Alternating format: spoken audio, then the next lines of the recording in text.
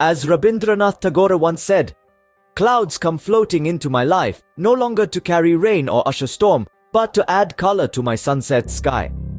This is an evocative sentiment that encapsulates the essence of Indian English literature. This vibrant genre serves as a canvas where stories and experiences are painted with vivid hues of rich cultural heritage, social realities, and individual perspectives. In this journey, we will explore the works of some of the most influential Indian English writers. These literary maestros have not only contributed to the global literary scene, but also shaped the way we understand and appreciate literature. From the poetic genius of Tagore to the realistic narratives of R.K. Narayan, the modernist approach of Salman Rushdie, and the feminist perspectives of Arundhati Roy, we will delve into the unique worlds these authors have created. So let us dive into the rich tapestry of Indian English literature. First in line is none other than the Bard of Bengal, Rabindranath Tagore. This polymath is a towering figure in the world of literature, not just in India but across the globe. Born in Calcutta in 1861, Tagore grew up in a family that was at the forefront of the Bengal Renaissance. They hosted the cream of India's cultural and intellectual life, providing the young Tagore with an environment that nurtured his extraordinary talent. The breadth and variety of Tagore's work are truly astonishing. He was a poet, a novelist, a playwright, a musician, an artist, and a philosopher. His writings seamlessly blend the spiritual and the everyday, the human and the divine, the individual and the universal. His works are a mirror to the soul, reflecting the deepest yearnings, the profoundest thoughts, the most intimate emotions. But among all his works, it is Gitanjali or Song Offerings, a collection of poems that has captured the hearts of readers worldwide. This seminal work, deeply spiritual and intensely human, won him the Nobel Prize for Literature in 1913, making him the first non-European laureate. The poems in Gitanjali are not just works of art, they are prayers from the heart, offerings of love and devotion, expressions of a soul in communion with the divine. Tagore's contribution to Indian English literature is immense.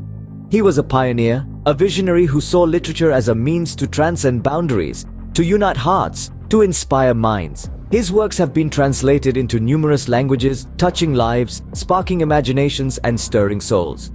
But Tagore was not just a writer. He was a social reformer, a nationalist who dreamed of an India free from colonial rule, an educationist who founded the Visva Bharati University. His vision and ideals continue to guide us, challenging us to rise above narrow confines, to embrace the wider world, to seek the divine in the human. Tagore's profound wisdom and lyrical beauty continue to inspire millions around the globe. His words are a beacon, a source of strength and hope, a reminder of the power of love and the beauty of life. Next, we turn our gaze to the creator of Malgudi, R.K. Narayan. A master storyteller, R.K. Narayan's work is a mirror to the lives of ordinary people in small-town India. Born in the early 20th century, Narayan's writing journey spanned over 6 decades, during which he penned down numerous novels, short stories, and essays that are still cherished today. One of the most remarkable features of Narayan's writing was his ability to weave magic into the mundane. His stories were set in the fictitious town of Malgudi, an embodiment of any small town in South India. Through his nuanced storytelling, Narayan brought Malgudi to life, making it as real to his readers as any tangible place on the map. Narayan's characters were ordinary people facing everyday challenges and dilemmas. Yet, through his unique storytelling style, he gave these ordinary lives an extraordinary depth. He painted a vivid picture of Indian society, its traditions, and its transformation over the years. Among his myriad works, The Guide and Malgudi Days hold a special place.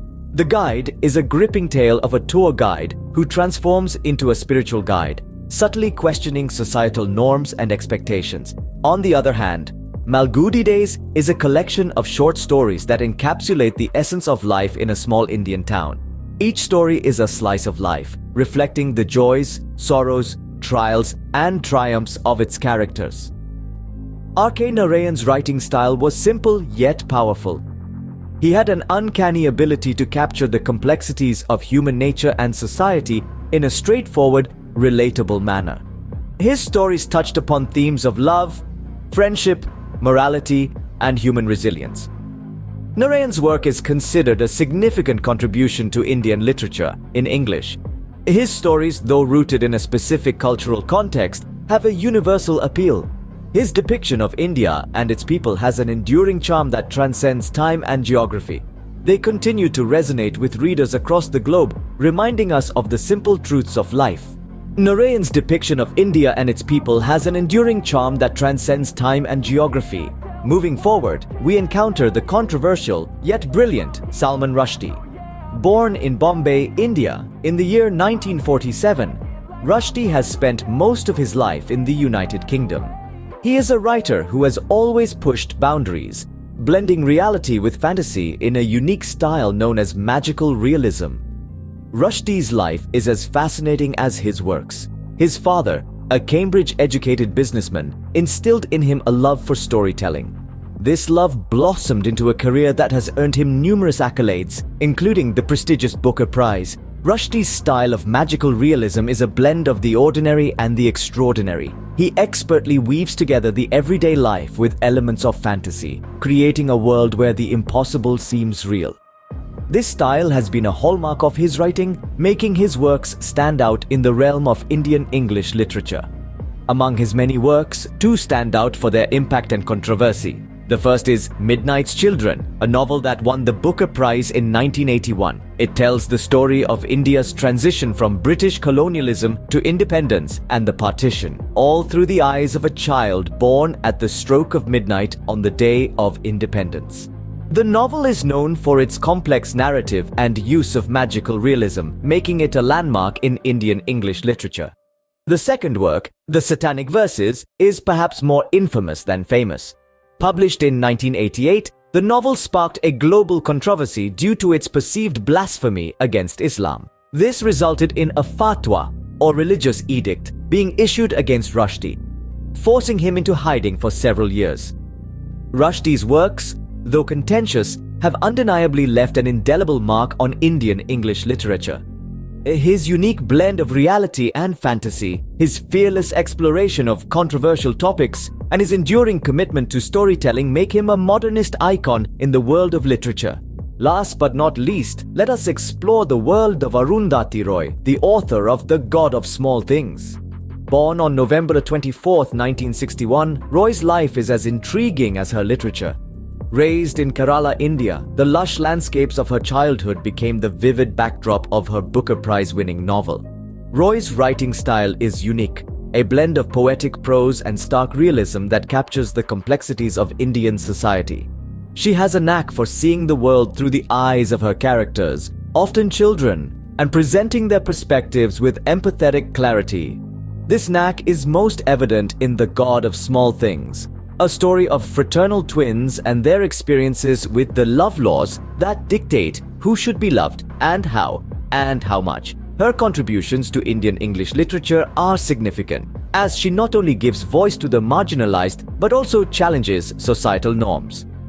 Her works often explore themes of class, caste, and gender, casting a discerning eye on the structures that uphold these divisions.